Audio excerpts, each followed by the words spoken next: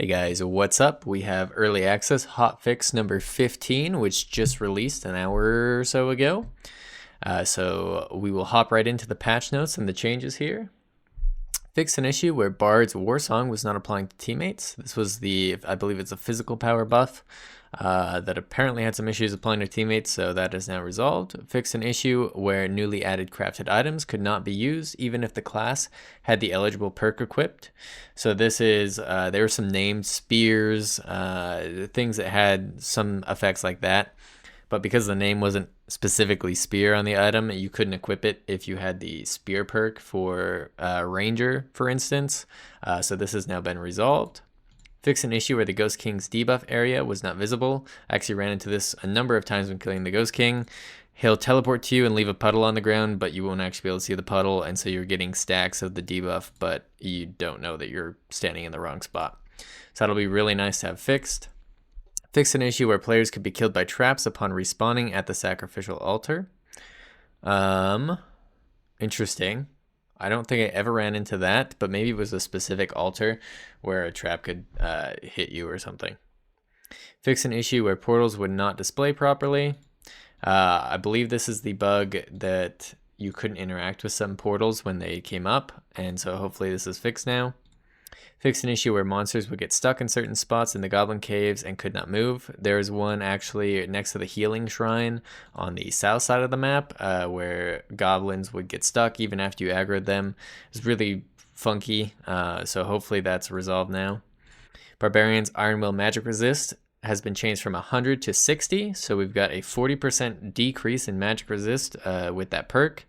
So Barbarians should definitely be more squishy to wizards and warlocks and I guess like smite and earthquake, things like that. I think they were definitely a little bit too strong, so curving this is definitely a good move in the right direction here. Bard's Beats of Alacrity additional movement speed was changed from 15, 20, 25 to 5, 10, 15, although we all know that people pretty much only ever play perfect songs with the perk that they're gonna run, so it's 15 movement speed instead of 25 now, so good nerf there. Bard's Harmonic shield armor rating and magic resistance changed from 40-40 to 15-15. Dang. So Harmonic shield is now only giving you 15 magic resist instead of an armor instead of 40. That is a massive change there. I don't know if it's gonna be worth running anymore, honestly. That is significant enough that I think it might actually have just killed that spell. So I'm not sure if this was good or bad. We'll see how it feels and exactly what that translates to, but that seems like they may have gone a little overboard on that one.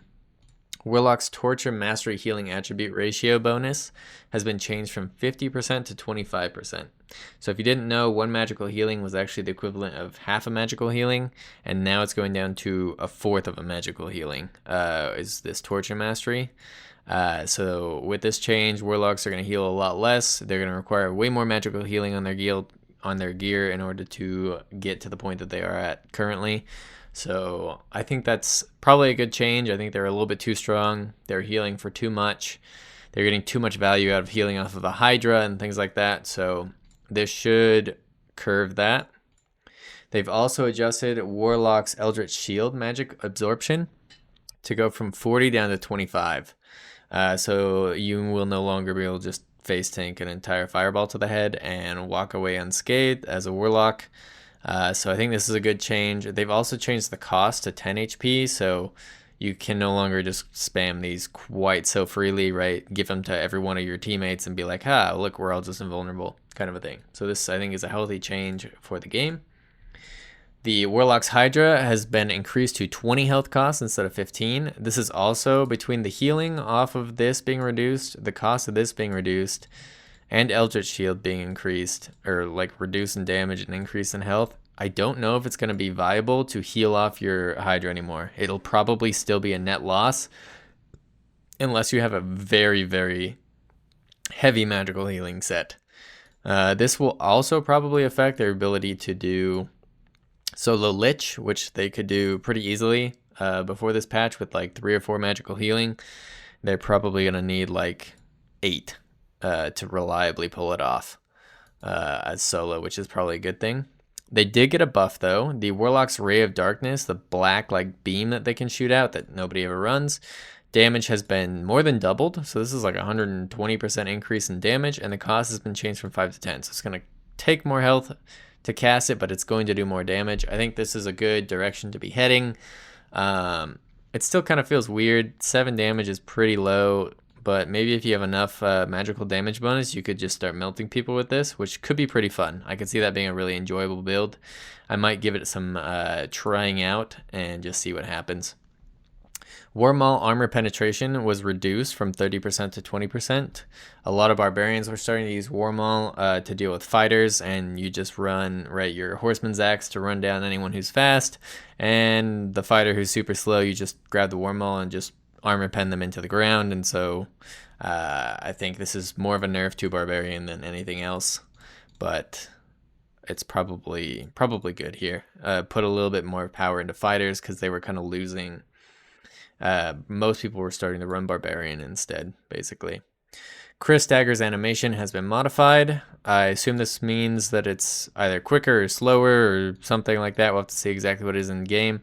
I didn't mind it. This is the one that has the 4th attack where it like twists the knife once it's in there.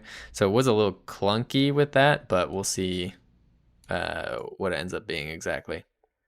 The primary modifier for many items has been adjusted, so this means that primary modifiers are going to be things like rawhide gloves that just always have 1 knowledge, 1 will, or now they're changed to 1 knowledge, 1 resourcefulness. But or padded leggings, right, having just knowledge on them now, things like that. So it looks like they've adjusted some of the items so that they have different base stats when you find them, as well as the random modifiers for items have all been adjusted. So I assume this means different pieces of gear, right? We were kind of having issues where everything could have weapon damage on it, and so you'd end up with people having like 80 damage daggers stabbing you in the face, and it's all because of the weapon damage and not because the dagger is really overpowered. So hopefully they've kind of curved some of this so that it's not quite as easy to get crazy amounts of damage. All legacy items are now gone. Options that are removed or have their min/max values changed will be re-rolled or rescaled to accommodate the new data. So this is something we've been asking for. We don't want legacy items, right? We don't want them to implement a patch, have +3 all attributes all over the place, and then remove those items from the drop rolls, but leave the current ones in the game. What ends up happening is those items become incredibly valuable because they're way stronger than anything you can get anymore, and they kind of just stick around as this OP thing that you can just run into sometimes, and there's no way for you to compete against it. So I think this is very healthy for the game, and it's a great change. We also have a change to the Fountain of Speed. The additional move speed was changed from 70 to 50, so like a 20% nerf on that. Although I've noticed that Fountain of Speed typically on most classes is giving you max movement speed, so you're ending up capped anyways. Yeah, so I don't know if this is actually going to do anything. Maybe if you're like a fighter and you're in full plate armor and you get the Fountain of Speed, it won't be quite as maxed out yet, but my assumption here is that this is going to actually have very little effect. Dungeons now drop high quality items much more frequently and in greater quantities from all chests and sub bosses. Okay, so loot's just better now. So hop in there and you should be able to find way better things. Merchants no longer sell as many uncommon green and rare blue items as before. Okay, so they have nerfed merchants, but they buffed dungeon loot. So they want to keep people away from the merchants a little bit more and focus more on going into dungeons to get items, which I think is a good thing. The merchants being really strong just resulted in a lot of people flipping gear, right?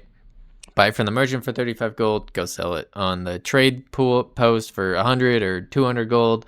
And it just made it really easy for people to, 1, get really good gear sets, and 2, to flip things and to spend way less time in the actual dungeons. So moving away from this I think is healthy, but some people may not like it. I can see the argument for having easy to access gear, but we'll see exactly how this feels once we're in there.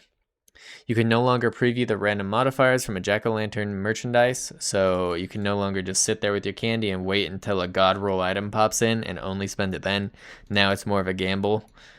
So candy inherently from this just got less valuable, so we'll see if it drops from its 10 gold per candy to lower.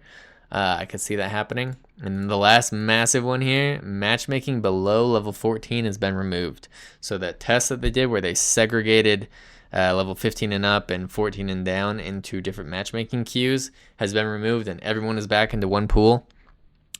In my opinion, I think this is healthy for the game. I don't really like the idea of re-rolling constantly and to effectively get the same loot but play in easier lobbies. It also made it really hard if you had a level 15 character that went like bankrupt. It was a lot more difficult to recover once they added this, and so a lot of people were just re-rolling their characters down. So I'm okay with them removing this. We'll see exactly how this balances out, but I'm interested to see how this turns out, I guess. We want to thank our fans for your extreme patience as we experimented with Jurassic balance changes during the last week. We've had a lot of internal discussions recently and realized that we made a mistake by acting too hastily with Hotfix 14. We want to apologize to everyone for the hasty decisions, and we've decided to stick to our original plan of starting low and slowly building up. The new Hotfix 15 introduces more targeted random modifiers that we believe still allow players a starting point to build their characters while we work on addressing major imbalances and implementing more viable builds. We still share concerns that the flatter gear may make it less motivating to find the best gear, and we will continue to actively work on the issue. Previous items with modifiers will automatically be adjusted with the new values, since we now feel more comfortable with the balance and gear gap. We've decided to try and remove the under 15 matchmaking pool to collect data while we work on an improved matchmaking system. We also learned a lot about reducing the stress of gearing for new adventure with the new merchants. We like the overall effects of having a large amount of gear readily available to the players. However, the one side effect of having merchants selling so many high quality items was less motivation to loot gear from the dungeons. In order to incentivize players to hunt the dungeons, we have decided to reduce the number of items directly available from the merchants, but dramatically improve the amount and quality of the loot from the chests in the dungeons. The quality of the loot has been increased even more significantly for the high roller dungeons with high-end chests, now giving a chance for legendary loot. Let's go. Okay, so high roller, you're going to get legendaries. Go in there, get some really good loot. It's worth the risk, I think, is what they're hoping this will do, but we'll see if this actually ends up, like they say, in that sweet spot here. We've learned a tremendous amount from this past week and hope to learn more with your help. Thank you for your continued support through the turbulence of early access. We hope to see you in the dungeons. All right, so looks like the patch just went live half an hour ago or so. So if you're seeing this, hop in, try out the changes. It should be awesome. Thanks for watching, guys. Remember to like and subscribe, and I will catch you in the next one.